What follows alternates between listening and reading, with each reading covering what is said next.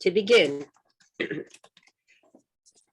thanks for joining us tonight. These Zoomcasts are created from the needs expressed during various Zoom meetings and are open to anyone in any recovery program, but are not endorsed by any particular 12-step program. Tonight's Zoomcast will consist of a presentation followed by a topic discussion on fear, lasting approximately 90 minutes. The facilitators tonight will be Ellen Jane, Vernell, Betty, and Emily, who will be helping out. I am Ellen, and I'm an adult child, codependent, and alcoholic. As a reminder, tonight's Zoomcast will be recorded and posted, but your anonymity will be protected, meaning your names will be eliminated from your video box, and you can eliminate your photo. Only those registering for these Zoomcasts will receive the link to the video through an email. It will not be made public. So let's get started. Tonight's Zoomcast is Fearless, Love More. I'll turn it over to Jane. Hi, we would like to begin our presentation with a short video about how fear affects the brain, created by Stephanie Fay. She is a neuroscience specialist and educator focused on improving life outcomes for diverse populations by giving actionable and engaging neuroscience education that transforms mindsets and behaviors. So what do you need to know about stress?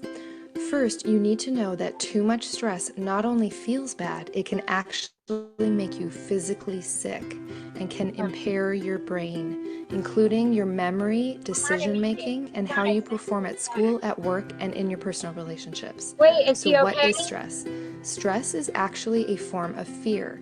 Stress comes from using our mind in ways that make us feel afraid even when there's nothing to be afraid of. You might be asking, why on earth would we do that? First, let's see what these fears are and what they look like in our life. There are two scenarios where fear gets triggered. One is an actual life-death scenario, such as being attacked by a wild animal. In these scenarios, we'll go into fight or flight mode, and this is a good thing. The other scenario is that our fear is triggered, but it is not a life-death scenario. This happens because we are afraid of things that won't actually kill us. It's just that our imagination makes it feel like they will. These are things like fear of being rejected, fear of being laughed at, fear of being alone, fear of failure, and fear of not being noticed.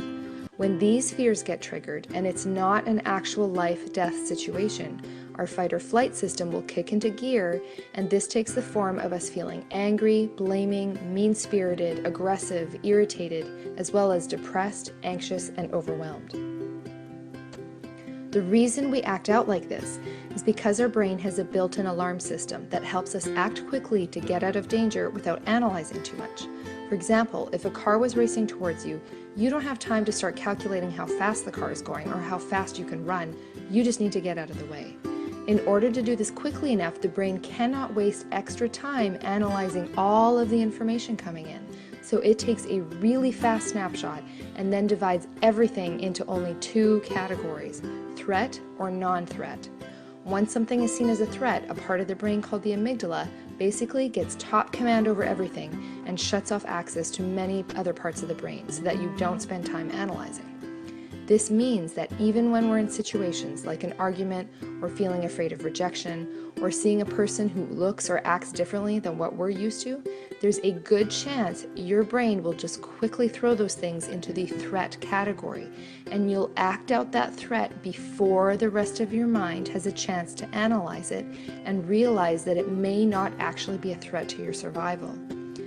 Anytime you find yourself not acting in a confident, loving way, and instead you're saying or doing things you regret, acting mean or angry, feeling hopeless or depressed, it means that you are likely in a form of fight or flight, which means you are not using most of your brain.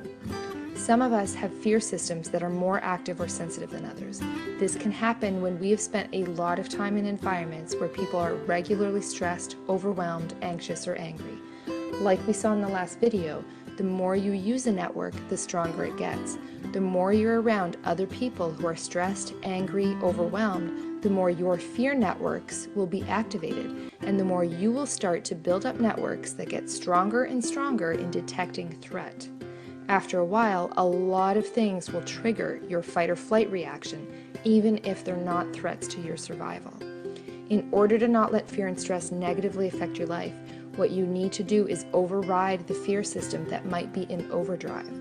The good news is that you actually have the power to override this system. The power is built in our brain. It's just that most people have no idea this exists or how to use it. There are 3 techniques that can activate this override system, and we'll look at those in the next video.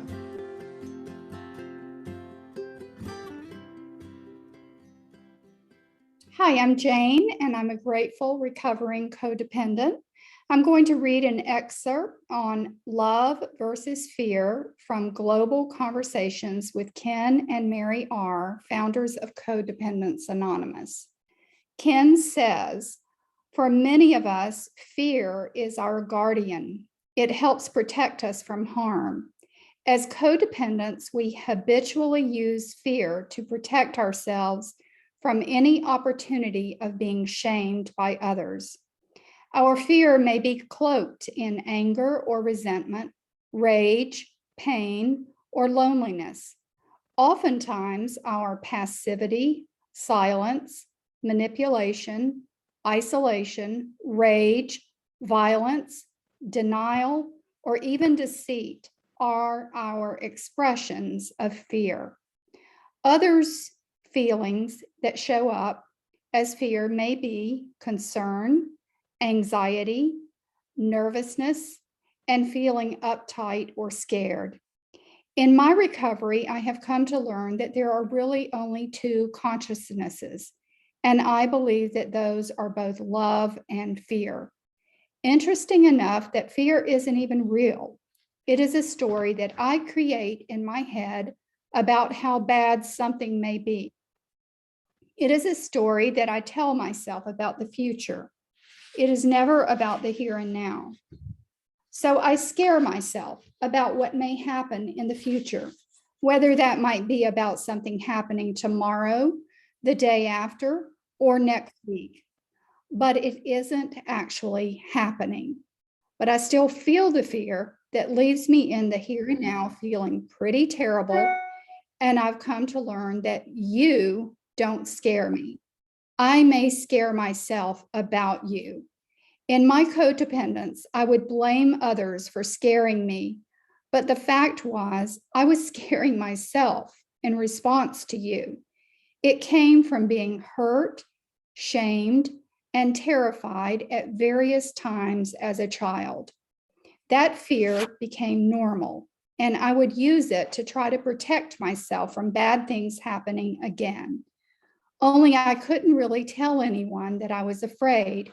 So I covered my fear up with avoidance and with anger and with rage in an attempt to not be hurt, abandoned, or shamed one more time.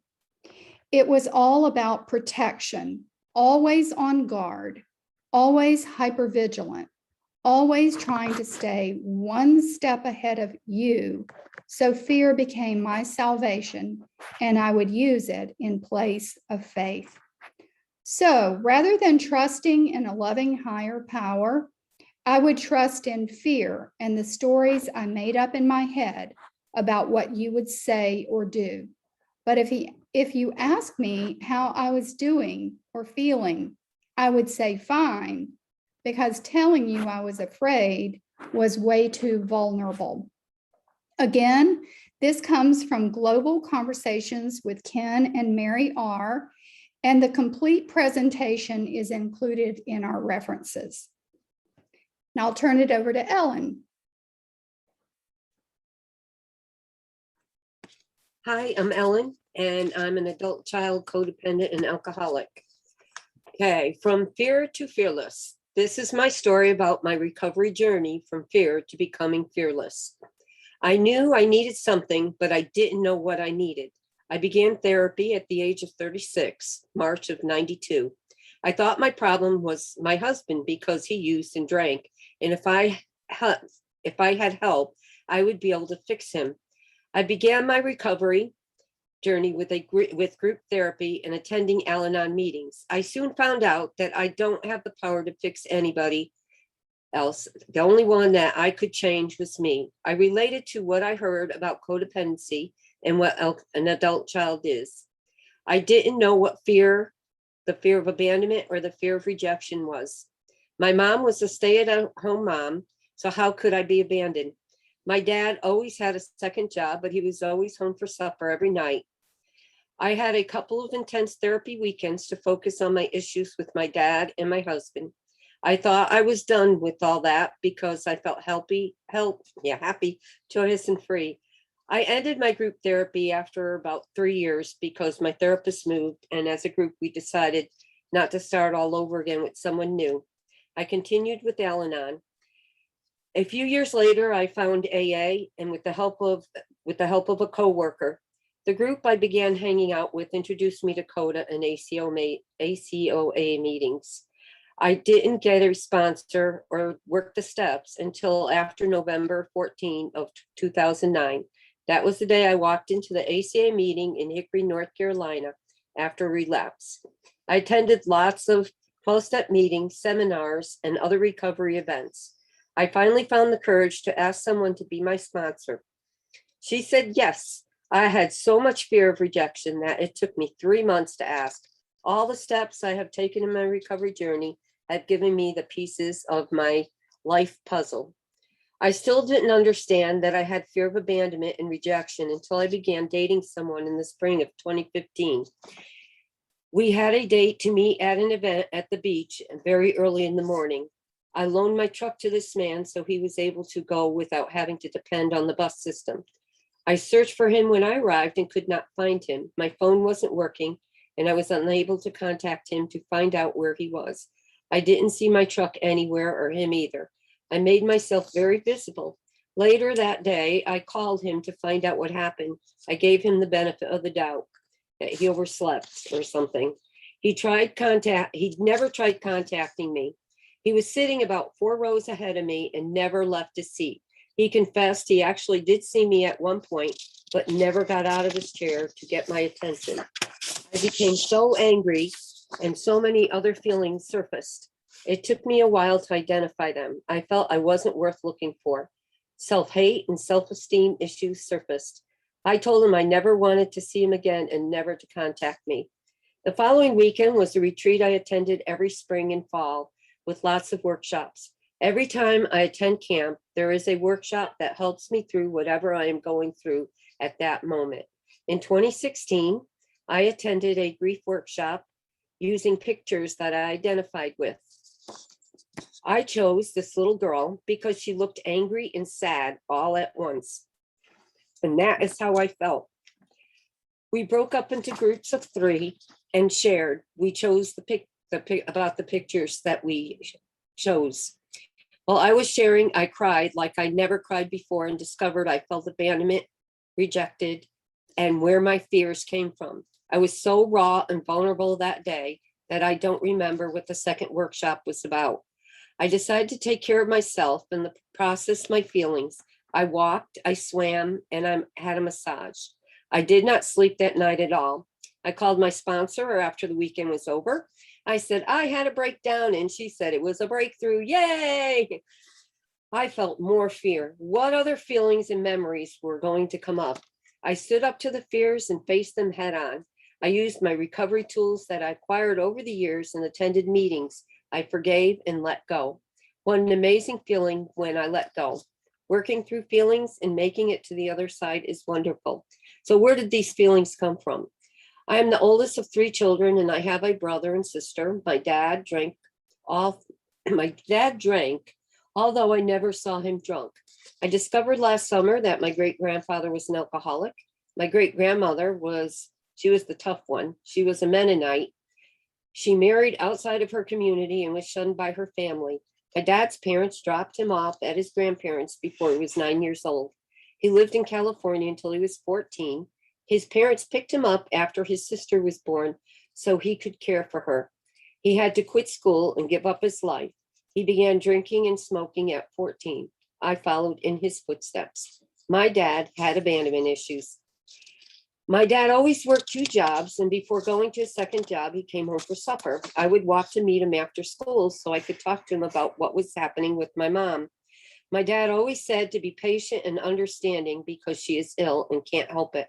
One night, I walked around 3 miles to meet Dad and sat on the corner until dark. He never showed up. I walked home and my mom said he was no longer coming home for supper, that he was going straight to work.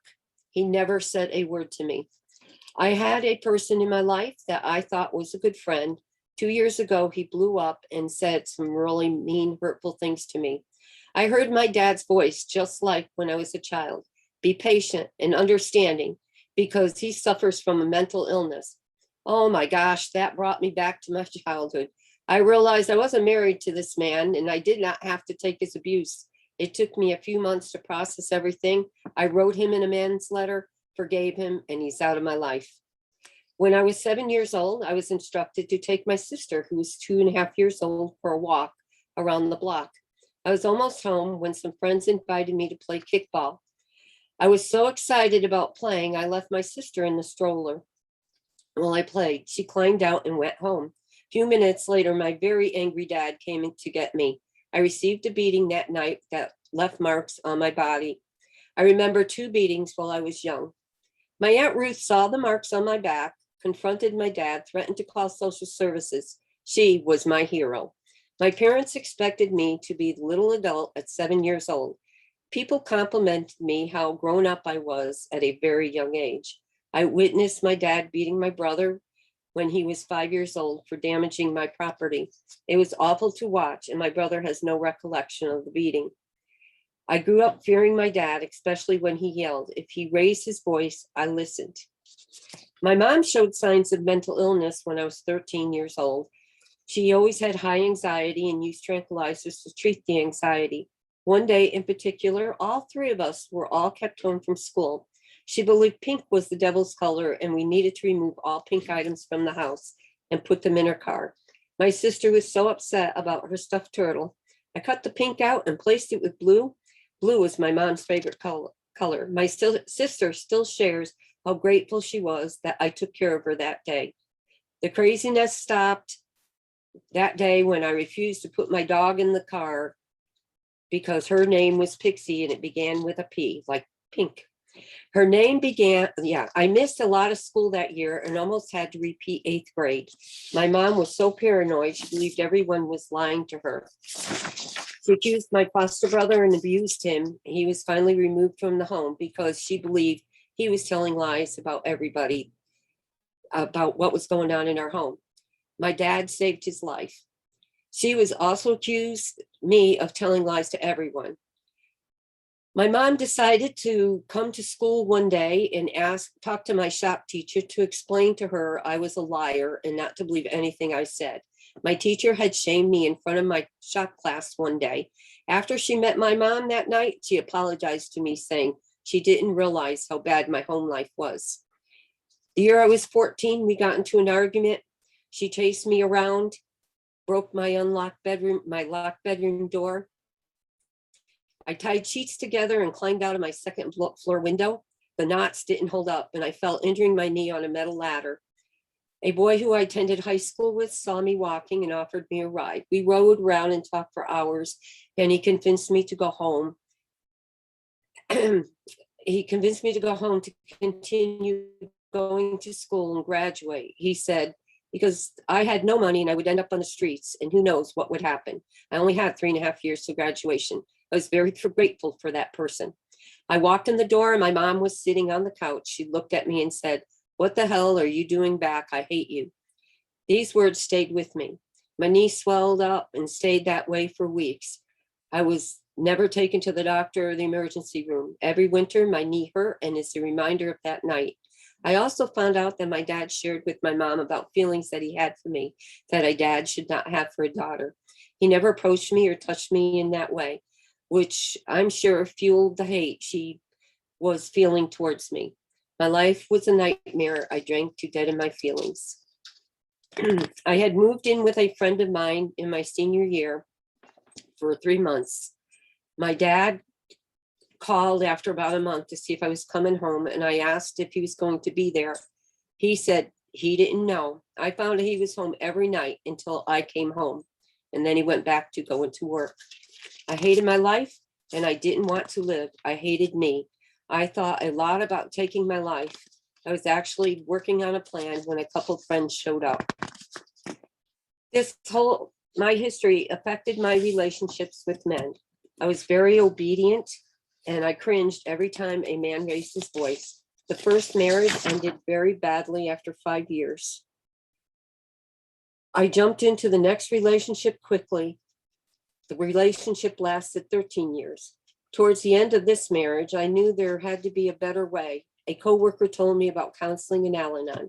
I made the decision to get help. I wouldn't be who I am today without my past.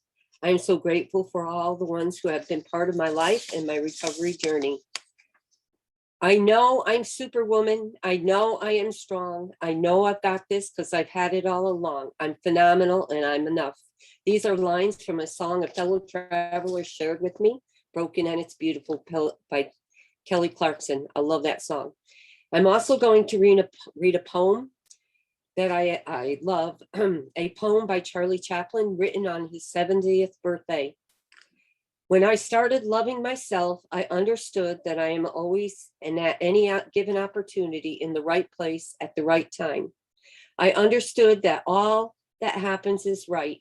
From then on, I could be calm. Today, I know it is called trust. When I started to love myself, I understood how much it can offend somebody when I tried to force my desires on this person, even though I knew the time is not right and the person was not ready for it. And even though this person was me, today I know it's called letting go. When I started loving myself, I could recognize the emotional pain and grief are just warnings for me to live my life against my own truth. Today I know it's called authentically being. When I started loving myself, I stopped longing for another life, and I could see that everything around me was a request to grow. Today I know it's called maturity.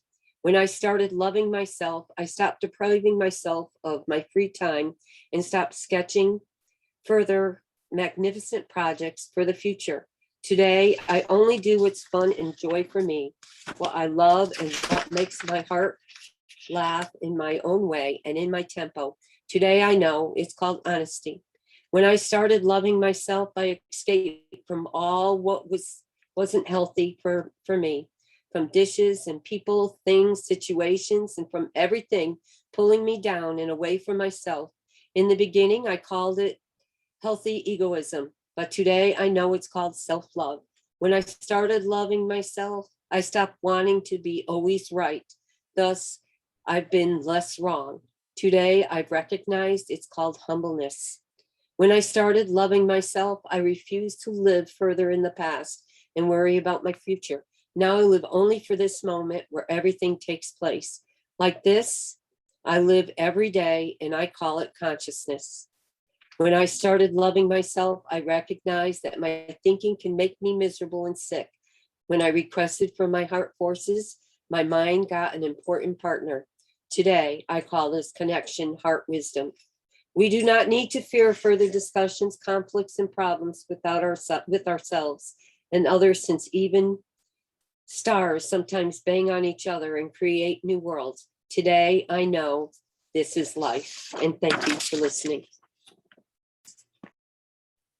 Thank you. Thank you, Ellen, for sharing your story with us. Appreciate it. Hi, everybody. I'm Vernell. I'm a recovering codependent and an adult child of a dysfunctional family. And we have a special guest with us this evening. Richard W. lives in Port Richey, Florida, with his wife, Pam, and his dog, Red Bow.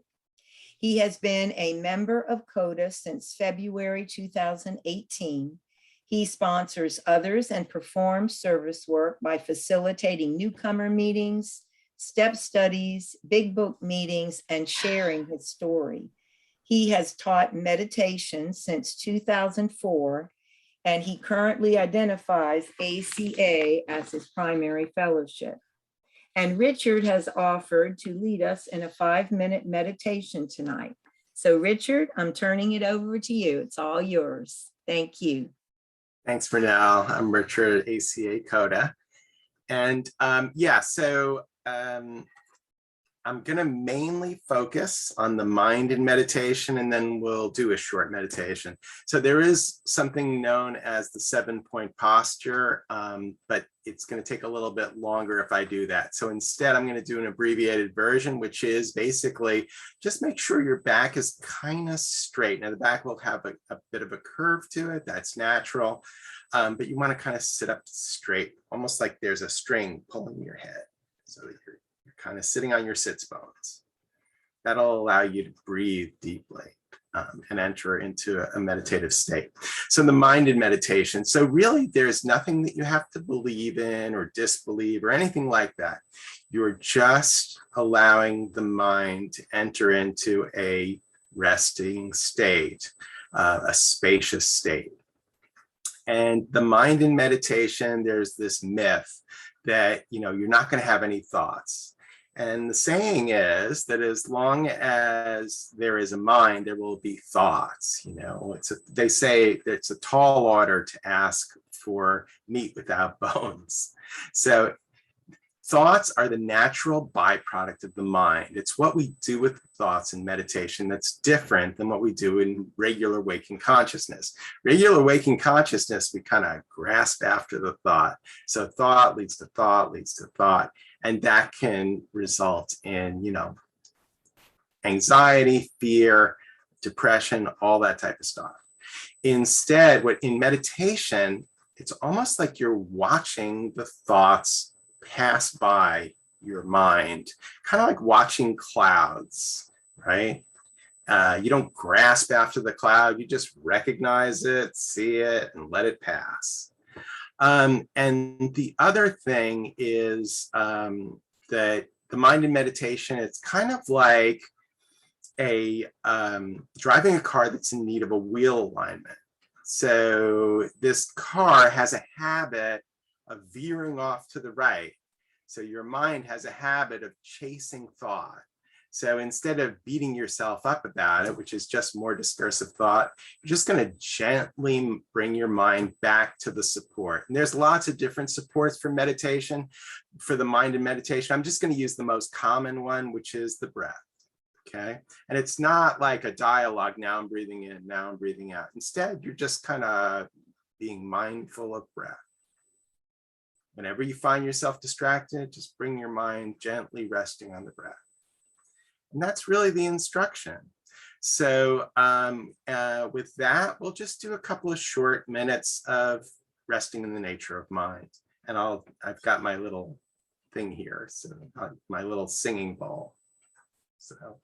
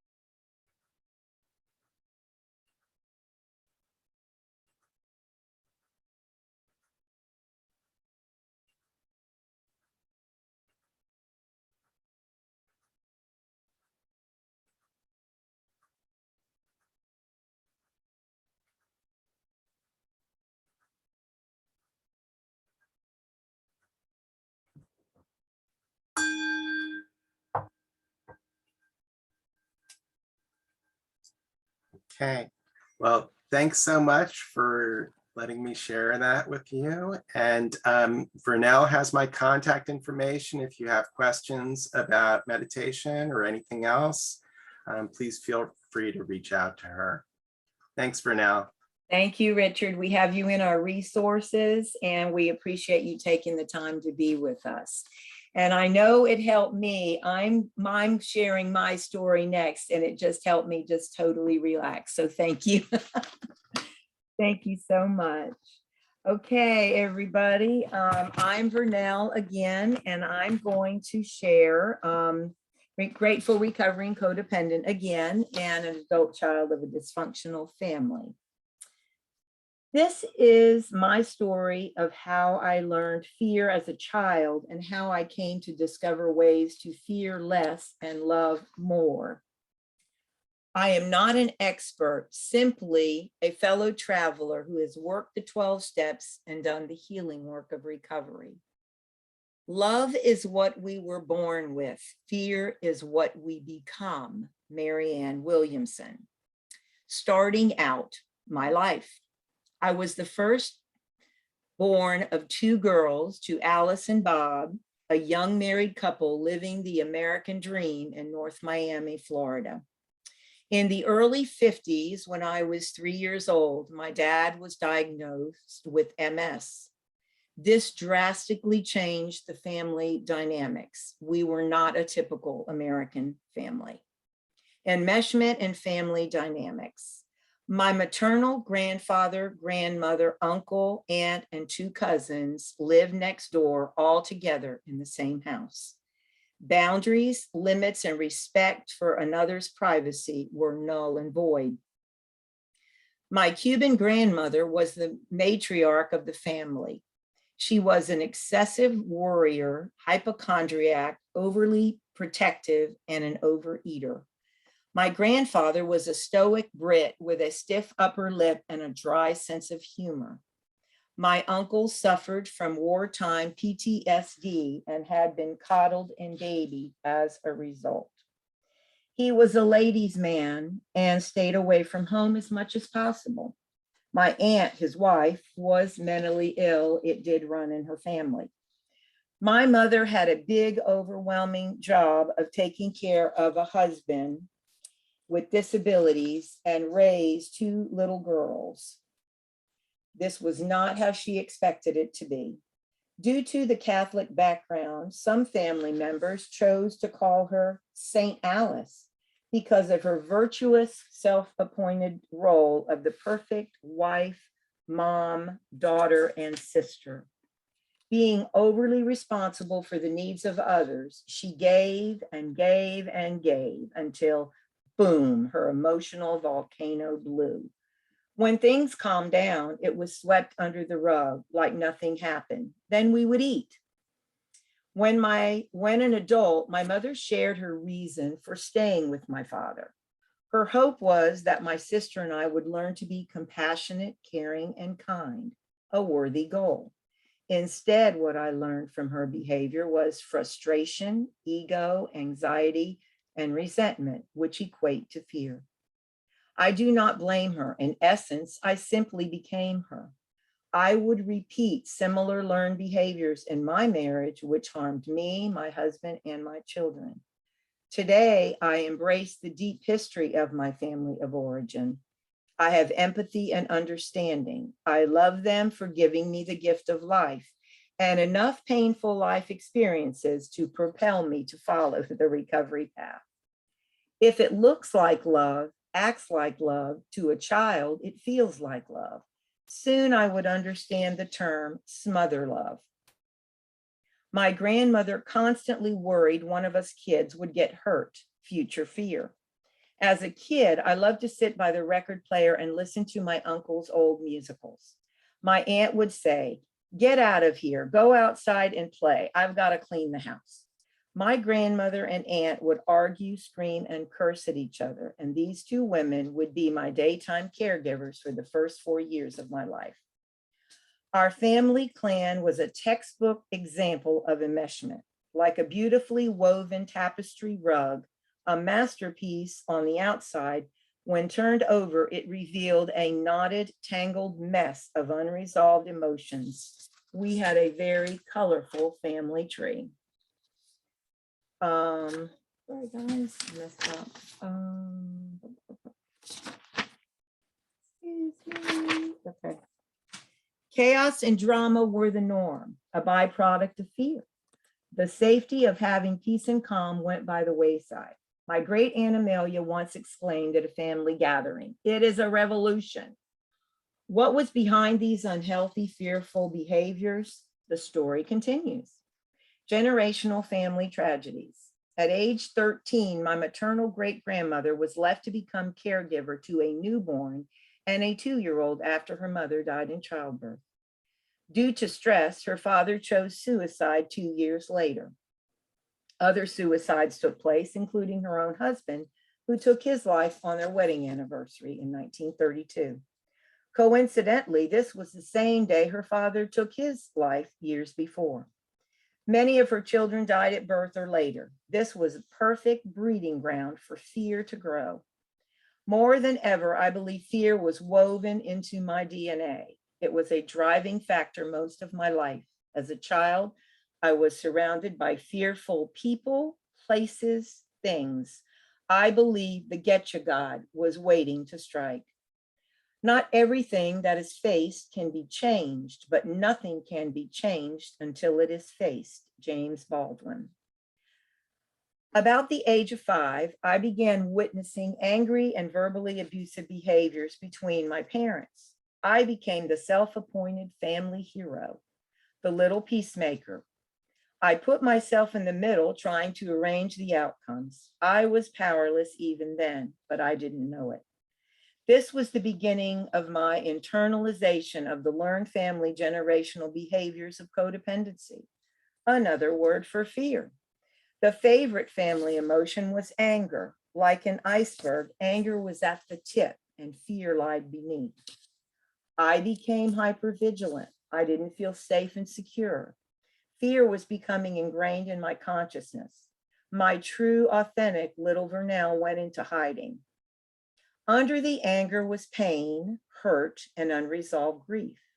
Love resides under the hurt. When I work the steps and do the healing work, I can uncover the love.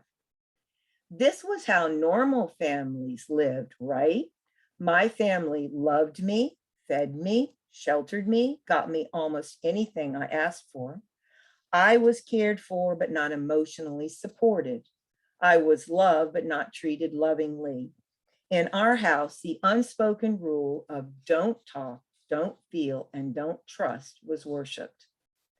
Light is to darkness what love is to fear. In the presence of one, the other disappears. Marianne Williamson.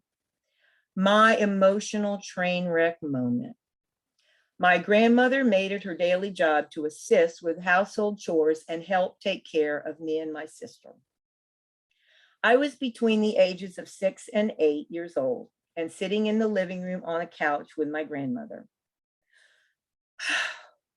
Your mother's life would have been so much easier if you and your sister had never been born. She loves us. Why would you say that? Yes, but she's got it so hard having to raise the two of you and take care of your father. Terror struck my heart. I believe that was the day I lost my identity and self-worth. My grandmother used me for her emotional support on many occasions. This is known as emotional incest. This unhealthy dynamic put me in a position of meeting her needs. It created a role reversal that I don't believe she intended to harm me, but nonetheless, it affected me. My need to be loved and accepted for who I was had been discredited and ignored in favor of my grandmother's concern and grief for her daughter's misfortune. I had been emotionally abandoned. I was robbed of unconditional love, safety, and a healthy childhood environment. This also created many of my future codependent behaviors. There are many fears in life, but the number one fear is that of the unknown, false evidence appearing real. I was expert at making up scary stories about what might happen in the future. Rarely, if ever, did it happen. In recovery, I've learned to face everything and recover. Fear, oh dear, it was a dark cloud over me and my family for many a year. Fear drove me to act in inappropriate ways. I developed deeply rooted compulsive behaviors such as overreacting, overeating, overspending, overly responsible, and just plain over the top. My fear caused me to use destructive and elusive weapons of control, enabling, rescuing, and fixing. I catastrophized everything. I became addicted to fear, drama, and chaos. I used my family members and others close to me as my drugs of choice. I lived in a state of emotional intoxication. Fear was the undercurrent that caused me to act out of my character defenses. I was selfish, inconsiderate, dishonest, and my thinking insane. I thought the sun revolved around me. I believed I was always Mrs. Right. I lived from a place of guilt, shame, and perfectionism. I judged myself and others harshly. I made assumptions and had large expectations of myself and others. I became a people pleaser to boost my love deficit. I constantly compared myself with others. This robbed me of joy and plummeted my self-esteem. The victim mentality ran rampant in my family. It wasn't hard for me to catch it. You know, oh, poor me. Why does everything happen to me? You poor thing. My answer today, why not me? I had many lessons to learn. I was in personal bondage, living in a nightmare. It felt as if someone or something was chasing me. I was frozen in my tracks. I had become blind to the truth, lost my way. I was living out the generational family tradition of fear and denial. I didn't even know I was lying. At that time, I wasn't aware of the extent and negative impact my behaviors were having on my own life and the lives of those around me. The insanity had to stop. I was sinking and drowning in a river of despair. Help, someone throw me a life preserver. I finally had enough misery. I guess you could say I hit my bottom. I found the courage to face my fears and rise. Mr. Fear, oh dear, you've got to go. Mr. Love is about to steal the show. Good news, hooray, I found my life preserver and personal freedom in the rooms of recovery. The chains slowly began to come off. It was a gradual awakening, a slow turning from the inside out. I am becoming part of a healthy family solution, acting from a place of love. The promises keep coming true, and they can happen to you. I like the new and improved woman I am becoming. Consistency, structure, and repetition are key. I practice the principles and continue to make progress. I work my recovery program and give back what was freely given to me. I was never promised it would be easy, only that it would be worth it. I resisted, lied, and denied many times. I wanted to quit. Today, I consider myself a miracle. I was never alone. Here's my top recovery tips. Ways to find long-term happiness, joy, freedom, and love. 100% guaranteed, or your misery can be refunded. Service work. Attend meetings. Listen, share. It's like a magic potion. Build a strong support system of healthy fellow travelers. Reach out, talk, listen, and learn.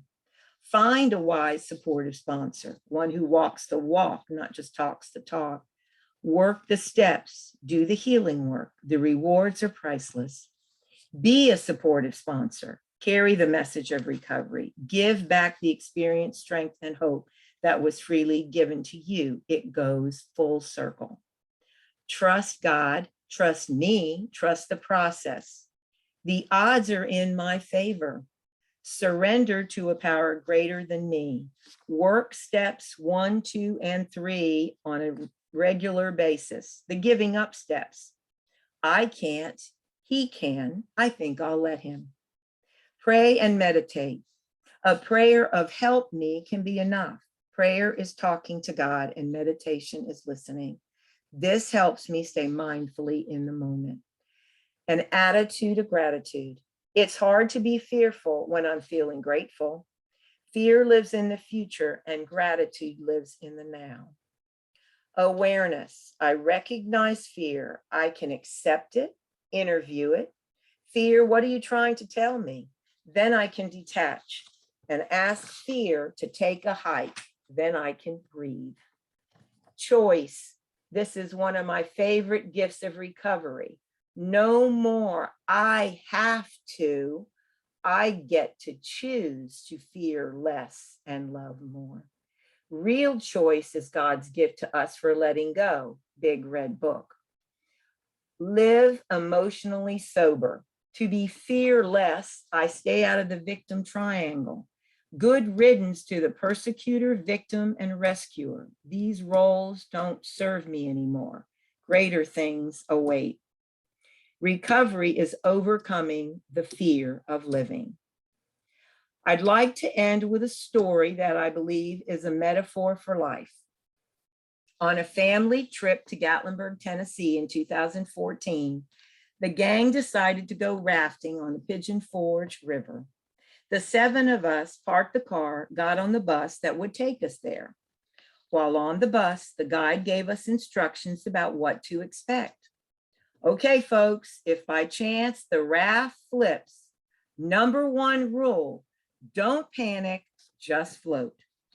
We got on the raft, and the wise river guide who called me the queen positioned me on the back of the raft closest to him for safekeeping. Off we went down the river.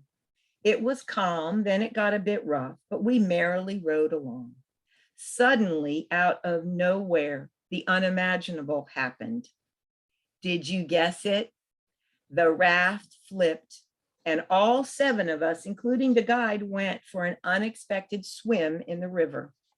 In that moment, all I could remember was just float. So that's what I did. Today, when fear strikes and I'm thrown into a raging river of life, I can choose love over fear.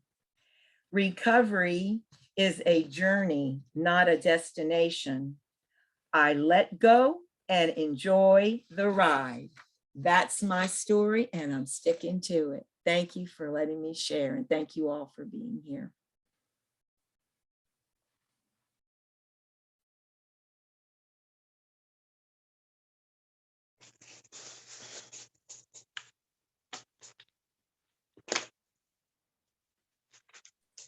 You're muted, Jane. Thank you again, Vernell.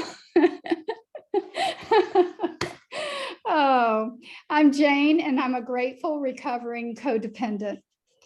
I've realized that my greatest challenge in overcoming the fear that controls me is learning to love and accept myself. I've learned that directing my thoughts is crucial.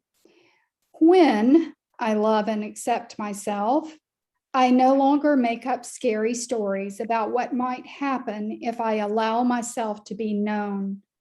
I no longer need others' approval. My thoughts and actions come from a place of love, loving allowance, as Mary R. calls it, instead of a place of fear.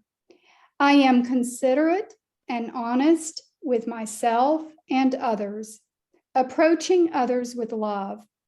When I realize their behavior, their actions and reactions have nothing to do with me, this is just the way they are, I accept them without criticism or judgment.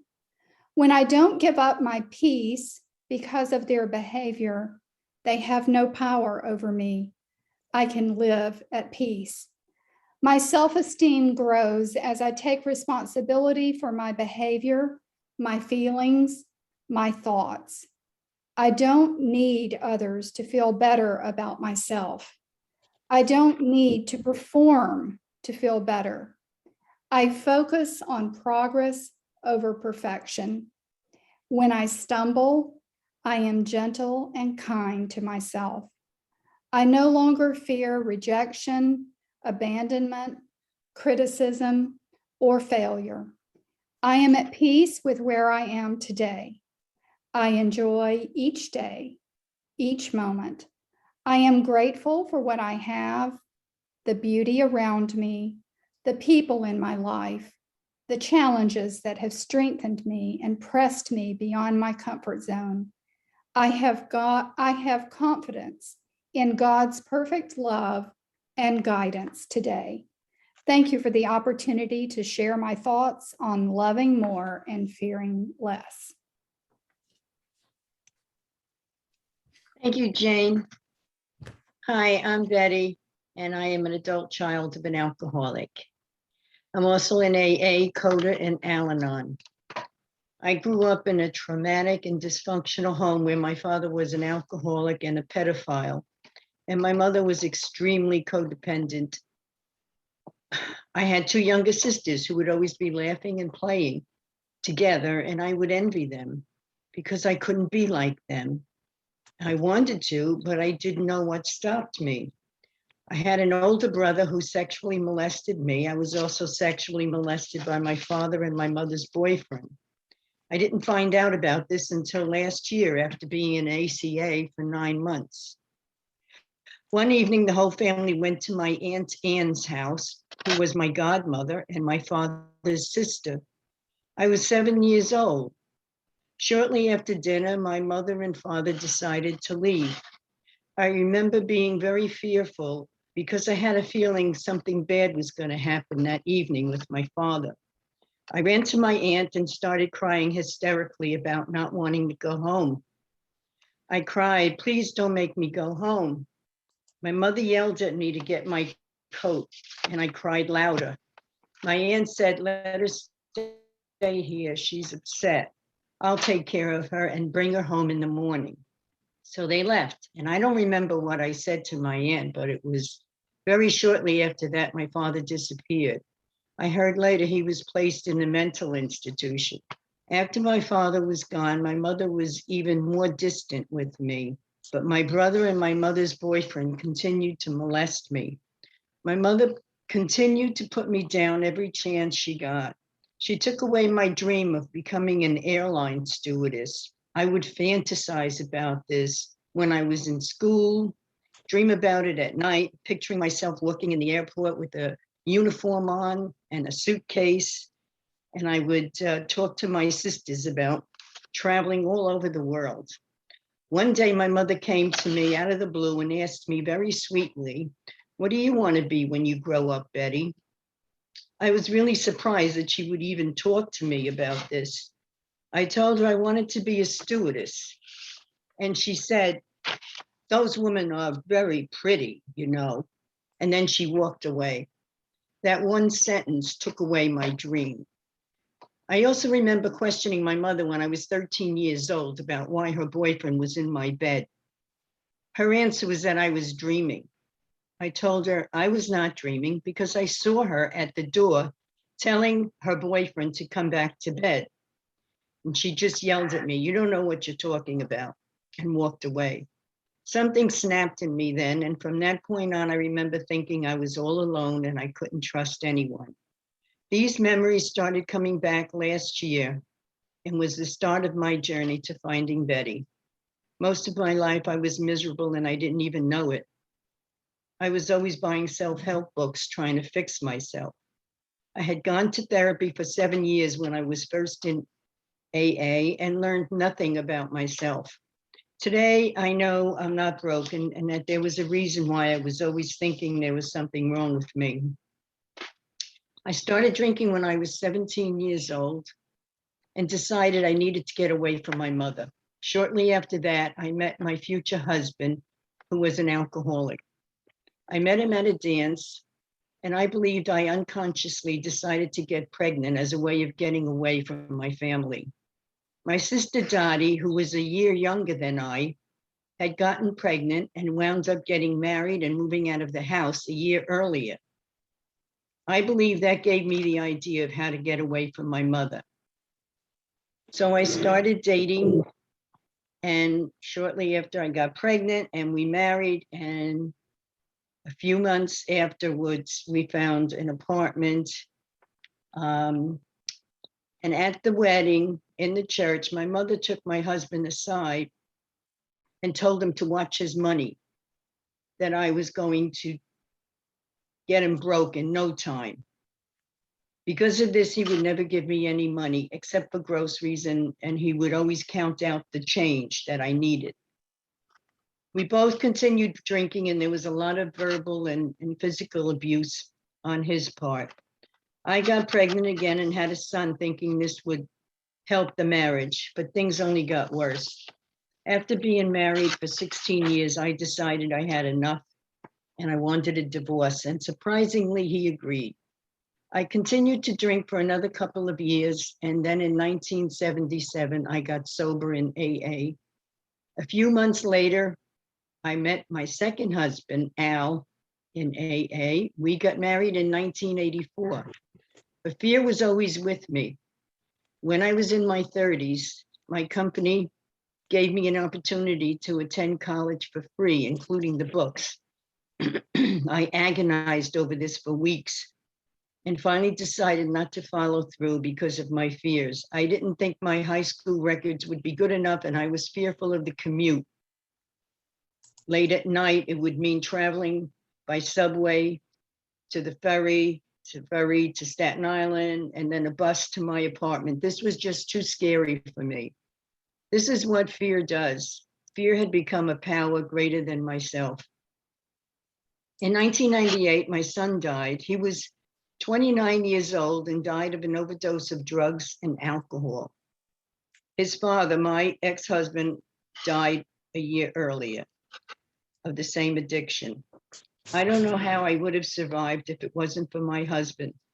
My husband made all the funeral arrangements. I couldn't feel anything. I was so depressed. The following year, I had a call from the hospital that my mother wouldn't last through the night, and that I was to get there as soon as possible. My sisters were also notified. When I got there, she was unconscious, and she was in this large room alone, and my sisters were nowhere in sight. During this period that I was alone with her, I was so numb. I couldn't comfort her, talk to her, touch her. I couldn't do anything. I just sat there and felt so uncomfortable and angry at my sisters for taking so long to arrive.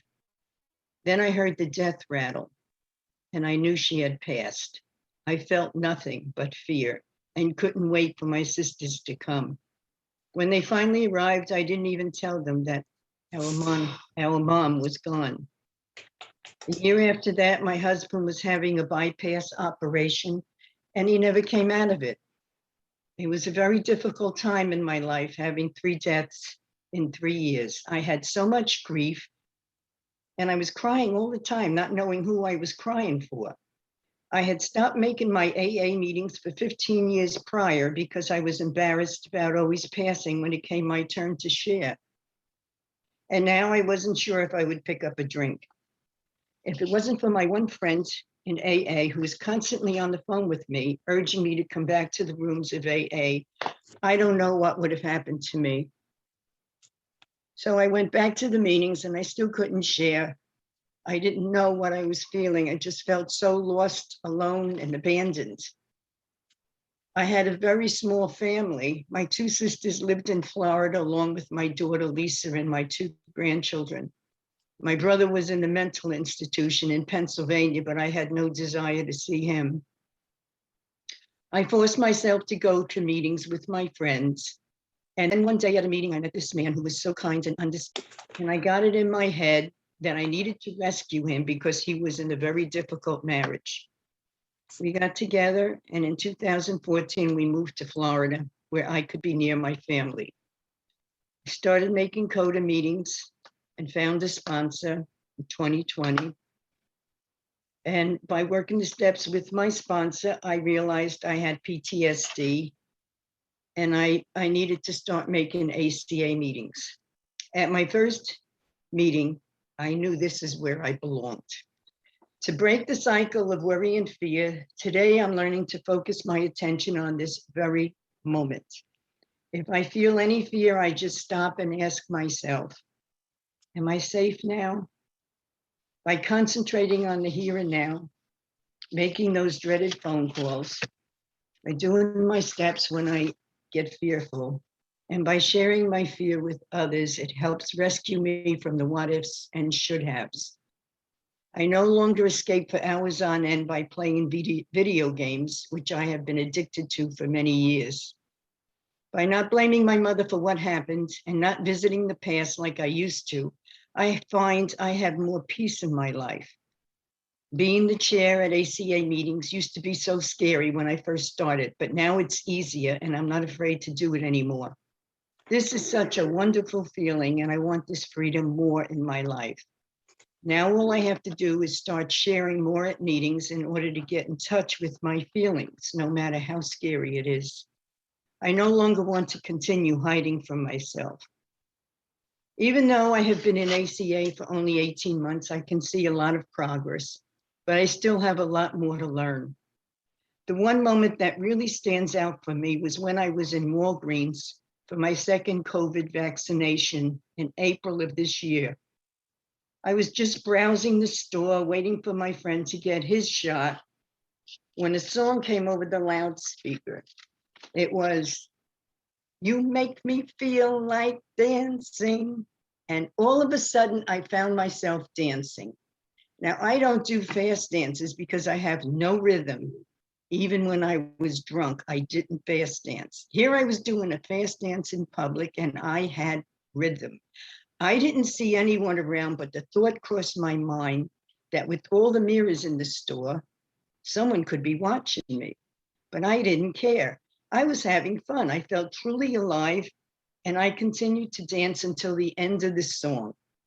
I know today that was my inner child, and I look forward to having more experiences to share with my inner child. I thank you all for being here, for listening to me, and sharing my story with you. Thank you. Thank you, Betty, for that amazing, powerful story. On that note, get ready, get set. Woo! For me, dance and music have been effective tools for letting go of fear. We have included in our resources several songs and a dance tool. And Bernal is going to share our resources on the screen just for a minute. We'll also email these out to everyone attending tonight. We have about 25 minutes remaining and would like to invite you to share thoughts, experience, and recovery tools on the topic of fear, less, love, more. If you would like to hear from others about a question you have on the topic of fear or love, please feel free to share it for discussion. Before we begin, here are a few ground rules. We do not interrupt anyone sharing. Please be respectful and keep facial expressions to a minimum. Crosstalk isn't allowed. In other words, we do not comment on anyone's statements or use anyone's name. We also choose not to comment or crosstalk in the chat during the presentation. We don't give advice. Please talk only about yourself using I statements. They help keep the focus on ourselves. When sharing, please begin with your name and end with thank you so we know when you're finished. Since we have a large group, please limit your share to 2 to 3 minutes. Raise your digital hand and a member of our team will call on you to share. We're now open for sharing.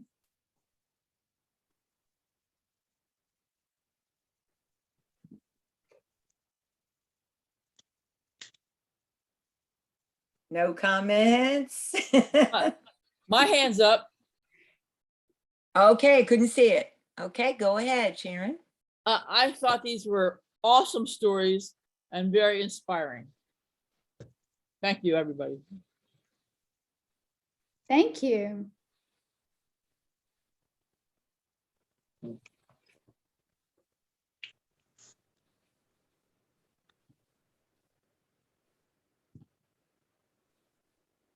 Jenny?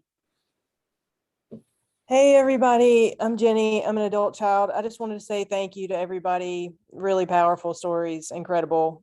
It's amazing how, that is a core. I can relate very much to living my life in fear, just afraid of everything and making decisions out of fear, and that face everything and rise. I love that. So thank you again, everybody. It's incredible. Thank you so much, Jenny. Amy? Let me start my video. And I do want to thank the presenters. Y'all were all amazing. These webinars are so good. I can learn so much from them. And everybody's honesty, the three girls that told their story. Thank you for your honesty. Thank you for sharing and for helping us for helping me in my recovery. So appreciate it. Thank you. Thank you for sharing. Nancy, you're up next. Everybody, can you hear me? Yes. Okay. First of all, thank you to everybody. Those stories were amazing. And I'm so happy to get to know all of you better. And you guys are just courageous, awesome, fantastic human beings. Also, I just want to mention a couple things as far as fear goes. And the one thing that somebody said, and I forget which person said it, doesn't matter. But staying in the present moment with fear is really important, because fear for me also is usually about the future. And so if I'm staying in the present moment, I am, I'm safe right here, right now, like somebody else said. And I have this phrase that's, in this moment, I am safe. And I just, I use that a lot when I have fear. The other thing that I really like that I heard a long time ago is face the fear and do it anyway. There's a lot of things in my life that I'm afraid to do, but I do them anyway.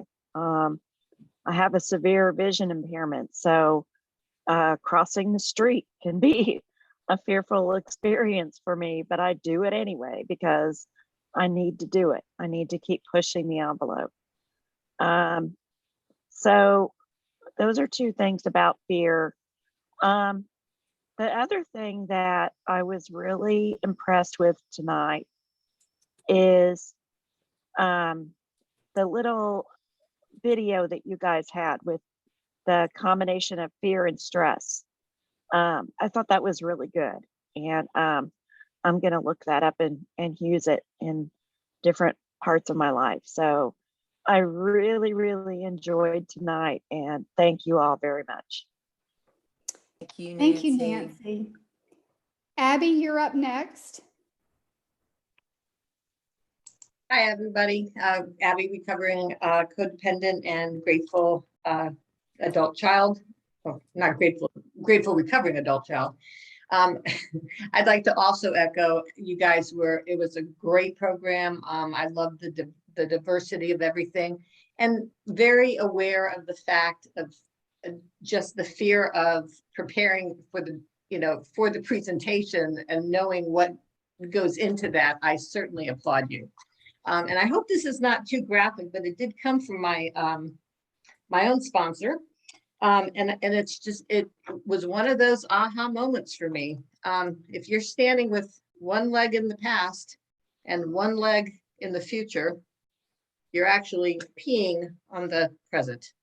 So We don't do that, do we, people? No, we don't.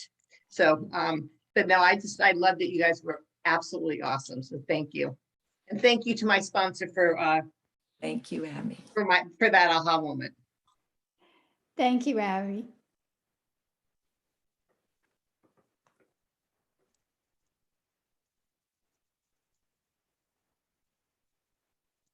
I'm Vernell. I'm going to share if no one else has their hand raised. Guys, it was such an honor to be on this team, and I learned so much from all that we did. And you know, hats off to everybody. But Betty, your story is amazing and powerful and incredible, and it just was so perfect when you put the dance part in so we could all dance with you. I love it. So I'm just so happy and I'm grateful. I'm glad it's over. And yes, it was a lot of work and effort, but it was so worth it. It's helped me to become so much more aware of fear in my life. And so thank you. I think we got Pat and Mideline. Okay. I will turn my video on. I don't know that you can see me. I'm in a campground. My name is Pat. I'm an adult child. Boy, I can really relate to a lot of the stories. You know, when I got into recovery, I could, as Abby was talking about in a way, a lot of what I focused on was the past. And it was good for me to see where some of that pain came from. For me, what I realized as I really dove into this recovery program was the fact that most of the time when I was in fear, I was trying to figure out what was going to happen in the future so I could control it. My sponsor helped me see that what was behind my fear was my own selfishness. And boy, I didn't like that when I first heard it because I couldn't understand it. I finally realized that the selfishness was I want what I want to happen. And most of the time for me, all the fear was trying to figure out the future so that the future would turn out the way I wanted the future to turn out. This morning on a recovery call, we were talking about reminiscing, and reminiscing is replaying all of the pain in the old stories that happened. So like Nancy just talked about it a few minutes ago, if I stay in the present moment, then I am much more aware than if I am running old stories and old pain, or if I am trying to figure out the future so that the future will be the way I want it to be. No matter what, that fear is a fantasy that I have created in my head. And if I can stay in this present moment, and you guys help me do that, you know, that's when I get into fear, I got to get on the phone. I got to start working these steps because the steps help me get out of that fear. Anyway, thanks for letting me share, and I'll put myself back on mute. Thank you, Pat. Madeline, you're up. Hi, everybody. Yes, I am Madeline from North Carolina. I'm an adult child and codependent. And I was listening to the shares tonight. I was almost tearing up with every story that was told. And my thought is like, I cannot believe that we have actually survived the cruelty done to so many of us as children. And I am so thankful that you guys are willing to share about that abuse, about that cruelty, because I want to see you as you are today, the courage that you have to live an adult life and to not be living in the rearview mirror of our life, but looking forward, to life. I sure hope that with all of us, that our past does not define us, but that our past makes us stronger to live today, and stronger to know that, our past has already happened. We can't change it. And in my case, though, I can grow from it. I can learn from it. And then, like what was done tonight, you can share with the rest of us. And I just think y'all's shares tonight were so powerful. And I was just tearing up. I just wanted to hug you through this computer screen to say, oh, look who you have become today, in spite of what happened to you as a child. All I want to say to you guys that shared, congratulations for growing up into being a full-fledged, mature human being. And thanks for sharing your life with me. Thank you. Thank Thank you, you, Madeline.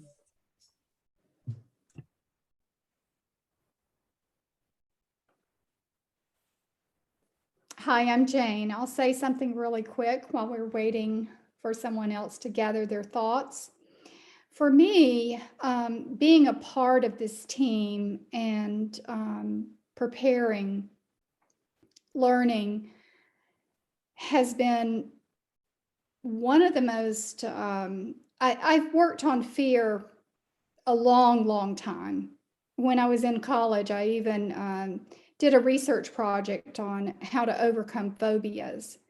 I think I was born afraid. And I've done a lot of things to work on conquering that fear. And I've learned an incredible amount being in these recovery rooms.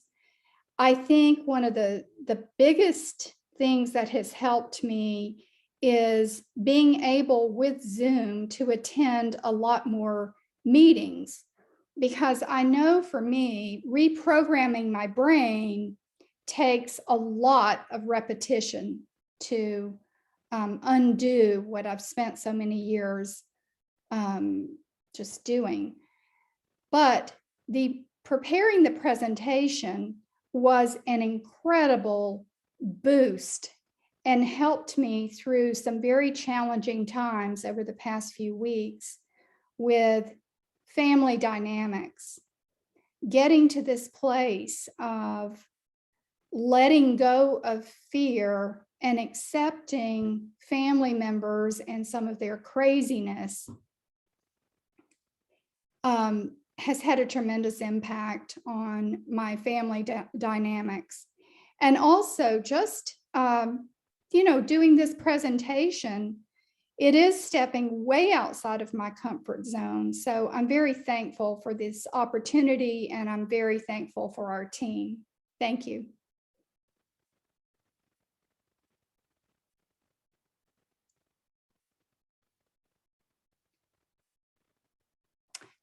"2020 iPhone, you're up." Is that me? Yes. Yes. Okay. Hi, I'm Debbie, recovering codependent. I have been in the past an adult child and many years in Al-Anon, where I was told that CODA is the core of it all. And I don't regret one second that I have seriously done well, I can't say I'm fully in the 12 steps, but I'm certainly up to 6 and 7, and I never thought I'd get past 4, but thank you so much, ladies. I love these CODA share nights, and the topics are always necessary. Had a lot of similarities with, of course, all of you, but particularly Betty's childhood. And in the middle of it, I moved to Georgia. I'm going to try to be as brief as possible. I moved to Georgia, left my family up in the north. I wish I never had to have anything to do with them, but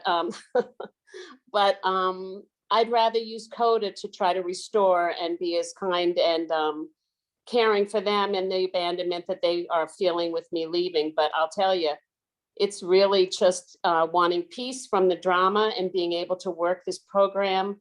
In the middle of this whole thing, my daughter texted me, and she and I are kind of estranged now, and she just kind of wrote me off. And I was like, whoa. And I thought I had well, I'm so ahead. I dealt with that. But boy, just to read that, it was like I ended up using the meditation to be able to step back into tonight and draw from it everything I needed to. So I just want to thank you all again. I can't wait for the next two. And thank you. Thanks for letting me share. Thank you. Thank you for being here. sharing. Kendall, you're up next. Oh, hi. I want to say thank you to the Fearless ladies and Richard for leading us in this very dynamic seminar on fear, because I couldn't wait for it. But then I was afraid to say anything afterwards. So silly. But you all were fearless in your presentations, and I can only imagine how much thought and time and effort and energy went into sharing your stories with us. And it was very empowering to hear that we get unstuck. The longer we're in recovery, the less, for me, the less stuck I am. I too did not want to do this venture, these step work. Okay, I'll go to meetings, I'll listen. All right, every once in a while I'll share, and occasionally I'll chair a meeting. But I wasn't having the victory of recovery. I heard someone share so excitedly yesterday. He said he had been in recovery 7.5 years. He was on the 11th step, and he couldn't wait to be a 12-stepper. He was really going to be a 12-stepper. Oh my goodness, he was bouncing off walls. He was so excited.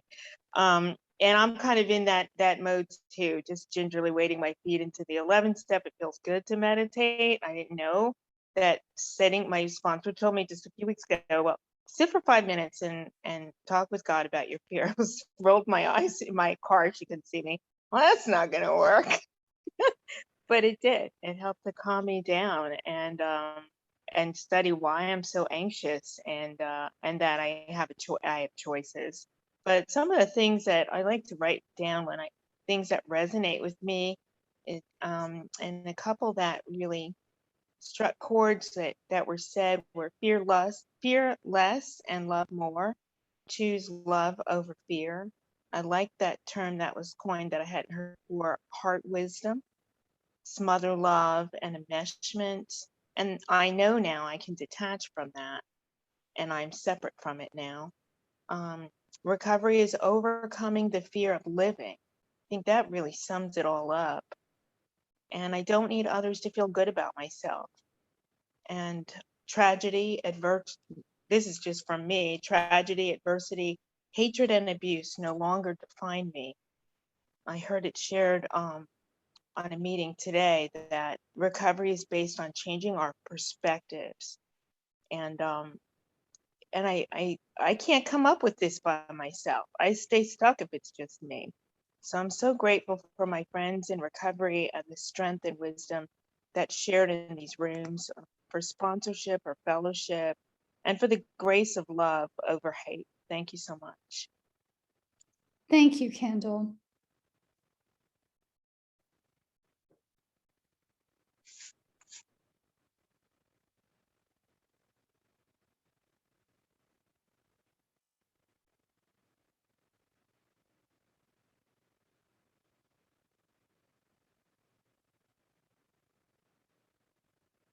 Catherine. Hi, everybody. I'm Catherine, adult child and codependent. The stories were heartbreaking. They really were. I know most of you from the rooms, but to think of you going through all of that is just heartbreaking. But it's amazing that, Betty can dance in the pharmacy in spite of all that. I was very amazed, Betty. But those moments of joy do come with recovery.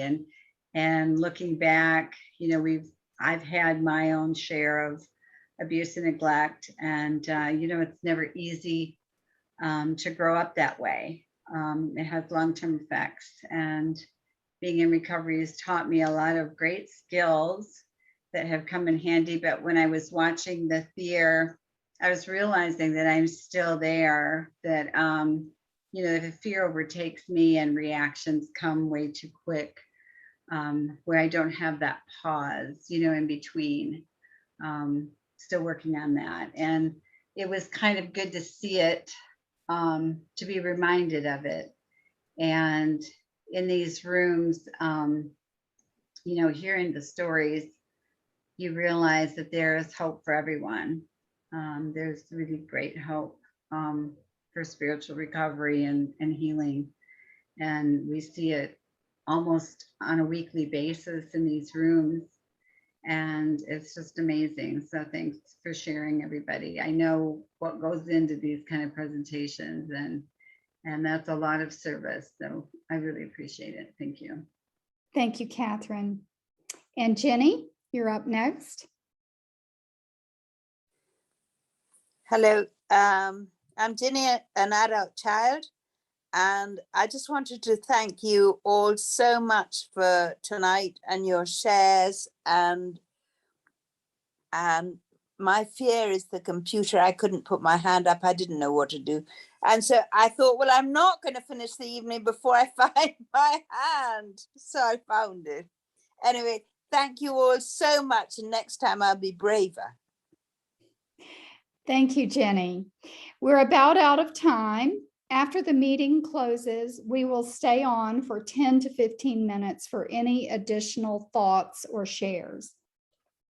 As we bring this Zoomcast to a close, as always, take what you need and leave the rest. We hope you'll join us for next month's Zoomcast, which will be about anger, manipulation, and resentments on November the 10th. On December the 8th, we'll have our final Zoomcast on self-esteem. And I'll turn it over to Vernell. Thank you, Jane. The promises really do come true. They can happen to you when you do the healing work. I'm going to read two promises. Coda, promise 2. I am no longer controlled by my fears. I overcome my fears and act with courage, integrity, and dignity. And ACA, promise 3. Fear of authority figures and the need to people please will leave us. I'll close with a version of the Serenity Prayer. Today, I seek the serenity to accept the things I cannot change, the courage to change the things I can, and the wisdom to know the difference. And you are all welcome to hang out with us for a brief meeting, fellowship after the meeting. Thank you for being here tonight. Thank you, everyone. Good job, everybody. Thank